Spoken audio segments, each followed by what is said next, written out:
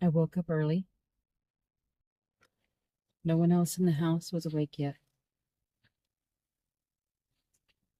I slipped on a sweatshirt over my pajamas. I pulled some socks onto my feet, and I slipped quietly out of bed. I walked down the stairs as quietly as possible so as not to wake anyone. By the front door were my boots, my Wellingtons. I knew there would be dew on the grass and it would be a little slippery, so I didn't want to go out there in my canvas shoes. I slipped my feet easily into those and opened the front door, closing it silently behind me.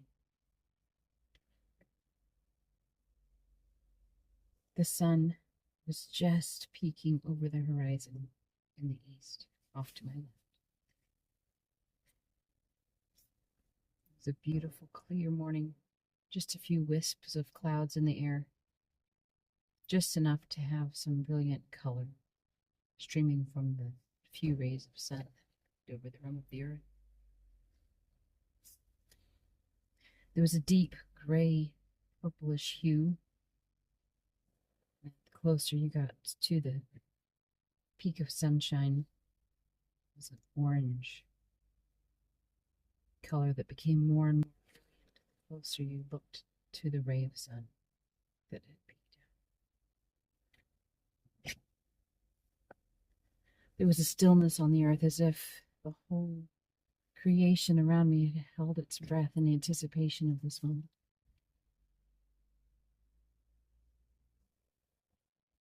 I took a deep breath of the sweetly scented spring air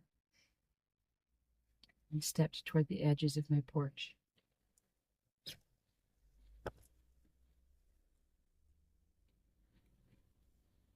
I walked to the end of the sidewalk, where the sidewalk met the little country lane. I wouldn't really need to worry about traffic this morning. It's Saturday. It's 6 a.m. No one's going to be out and about today at this hour. I decided to walk toward the woods that are down just beyond the end of our property.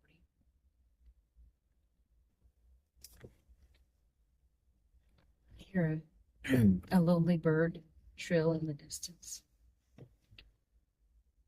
and another answering call trills back. And then, increasing over the next 30 seconds, there's almost a cacophony of bird sound. As the birds are waking up and trumpeting beginning of a new day, each of them declaring in their sweet, simple voice, "The Lord is good, his faithfulness endureth forever." His goodness endureth forever, his faithfulness to all generations. Day unto day pours forth speech, night unto night declares knowledge. There is no land where their voice is not heard. God's creation is trumpeting his faithfulness. As he says, "My faithfulness renews with every sunrise."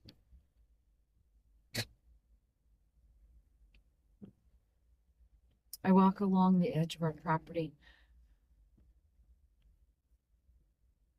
stretched, gridded wire fence with the wooden fence poles. And dew is dripping off of each piece of this fence. It is dewed so heavily over the night, it almost looks like a rain, but it's not wet enough for that. The coolness of this morning has simply distilled every drip of water out of the air.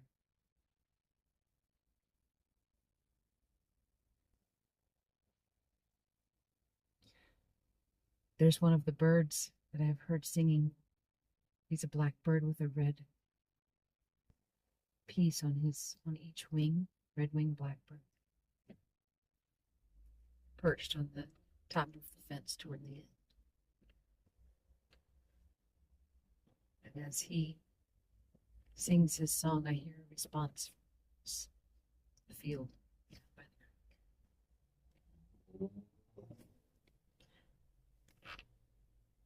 The stillness of this moment is almost unbearable. The crisp chill of the morning,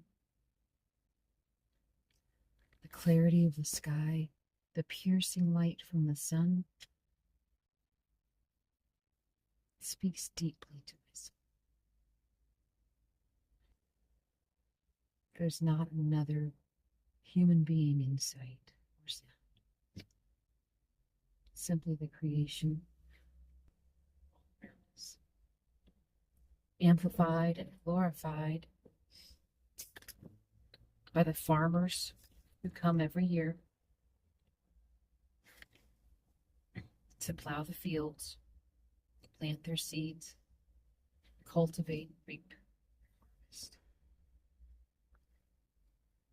Even now, the earth is black with the dew, with the richness of the soil as it has been turned and made ready to receive its seeds. I haven't paid close attention. They may have already planted. It should be soybeans this year. Every year they rotate soybeans and corn. And we're either surrounded by tall rows of corn soldiers or by a rippling prairie. This year it'll be the rippling prairie. First in neat rows of little puffs of green, filling into a green, lush carpet. Trembles in each breath of wind as it comes across the fields. I'm nearing the little copse of trees up on the left.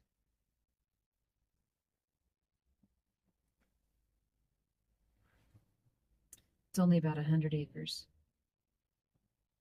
And at one time, it's a railroad track that ran through here. This unimportant piece of ground in the middle of nowhere, Indiana, had the distinction of people traveling from Chicago to New York City, passing by every day.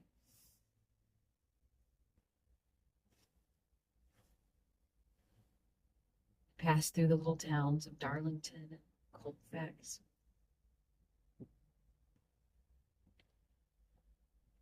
They crossed over the little corner of the land that our house now sits on. And then through this little copse of trees. The tracks are no longer present, except you can see just the little edge of them sticking out from under pavement edge. The open path through the woods is still there.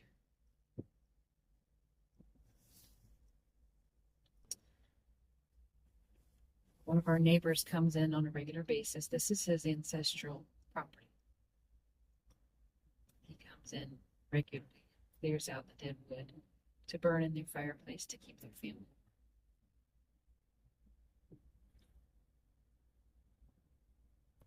So this path stays clear so he can bring his little cart in and out.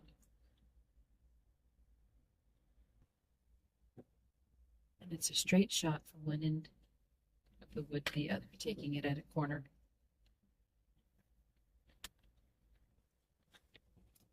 And there's just a mist of green coming out on the trees. The leaves are just sticking their little buds out. And they're still light, pleasant green. And so the effect feels like a spring mist has gently descended onto this wood.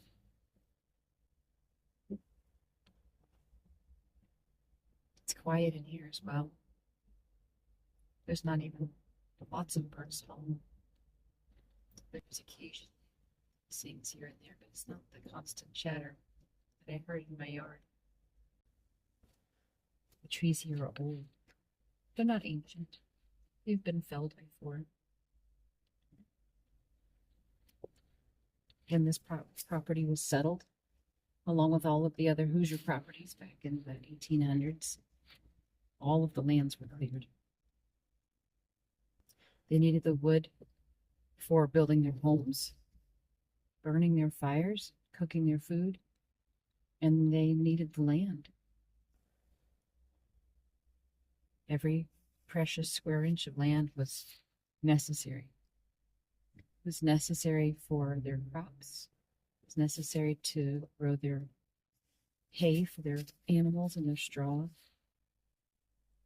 It was necessary pasture land for their animals that were so important to their daily lives. Horses that they couldn't live without, couldn't do work without them. They couldn't travel into the nearby village or towns without them.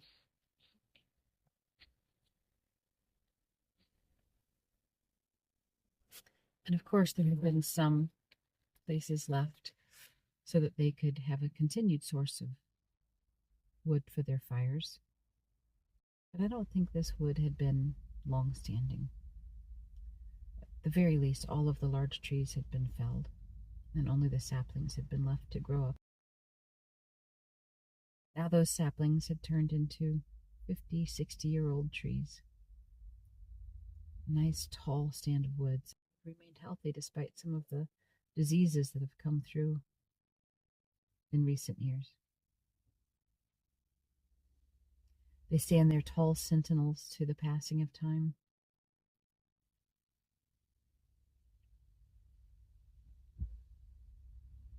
Sturdy and strong and beautiful. It's not far to the nearest creek. It runs just behind this property. So it's easy to think of the psalmist when he talks about a tree planted near streams of water, which bears its fruit in season, whose leaf does not wither. Whatever he does, he prospers. And he compares the righteous to those trees, tall and strong and immovable. And I think about how our source, our stream, is Christ. And if we are rooted firmly in our source, nothing can sway us. We've had some really strong storms come through here. We've had hurricane force winds come through. They didn't last long, but they were 89, 90 mile an hour winds that lasted for minutes. We could not touch these trees. We had frigid weather last year, below zero for days and days. Didn't touch these trees. Had snow, rain and wind and sleet. And sometimes we've had drought. Last summer we had 6 weeks with no rain. We've had seasons of flooding and seasons of drought. All of this within the last 5-6 years. Yet these trees stand tall, strong, immovable, healthy, happy. That can be said of a tree. And that's what God has promised to those who love Him, who obey His commandments. He's promised us this same immovable strength and health and life. The wicked are not so. They're like the chaff that the wind drives away. The fields that surround this copse of trees were planted with corn last year. And when the harvesters came through, Those giant machines, they cut the stalks down to about knee height, took the fruit, the corn cobs, stripped the corn off the cobs, spat everything else back out. The only thing that was put into the bin was the simple grains of corn. So the fields were covered with the detritus of all that was left. The stalks, the dried leaves of stalks, discarded to be mulched back in for the next year's growth. See the chaff, the leftovers, the remainders, the valuable grain has been removed, and the chaff blows away. It blows around.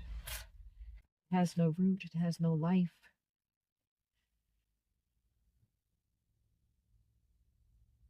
It has no future, simply decay.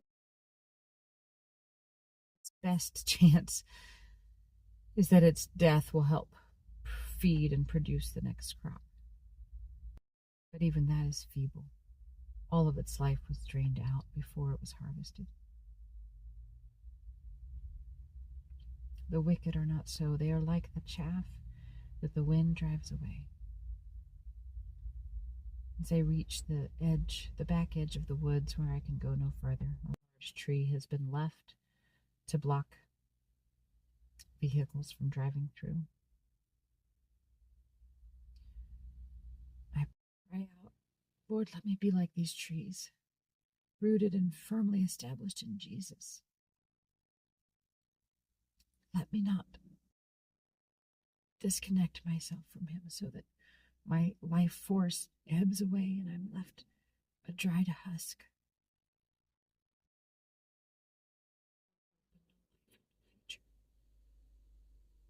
Let me be firmly rooted in Christ.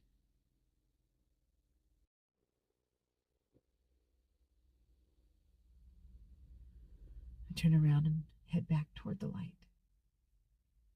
The light at the end of the tunnel is a very real thing in these woods.